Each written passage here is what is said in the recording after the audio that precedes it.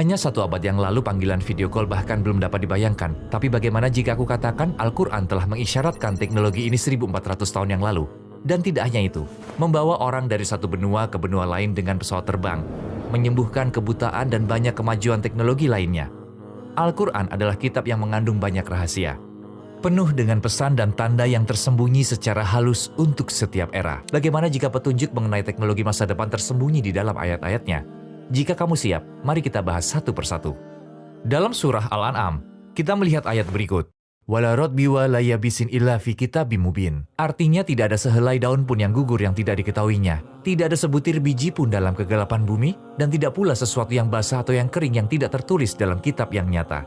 Jadi, menurut ayat ini, semuanya ada di dalam Al-Quran.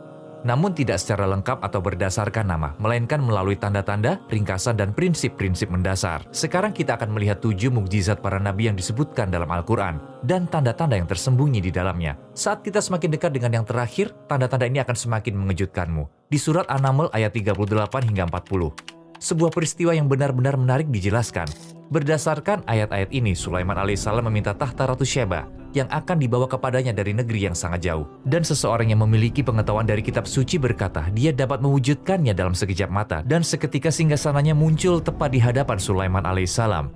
Maka singgasana yang ada di Yaman, entah bagaimana hadir secara fisik atau terlihat sebagai gambar di Damaskus, yang berjarak ribuan kilometer. Selain itu mereka bisa melihat orang-orang di sekitar tahta dan mendengarkan suara mereka juga. Dan kita melihat bahwa saat ini kita benar-benar dapat mengirimkan gambar dan suara melalui internet dan televisi hanya dalam beberapa detik. Bukankah kejadian dalam Al-Quran ini mirip sekali dengan siaran langsung, gambar yang kita dapatkan dari proyektor, kamera, atau bahkan hologram modern yang ada saat ini? Dalam Al-Quran, kita melihat bahwa Sulaiman alaihissalam mengetahui bahasa binatang dan dapat berkomunikasi dengan mereka. Dalam surah An-Naml ayat 18, disebutkan bahwa dia mengerti bahasa semut, dan di ayat 22, bahasa burung. Jadi tanda seperti apa yang diberikan di sini?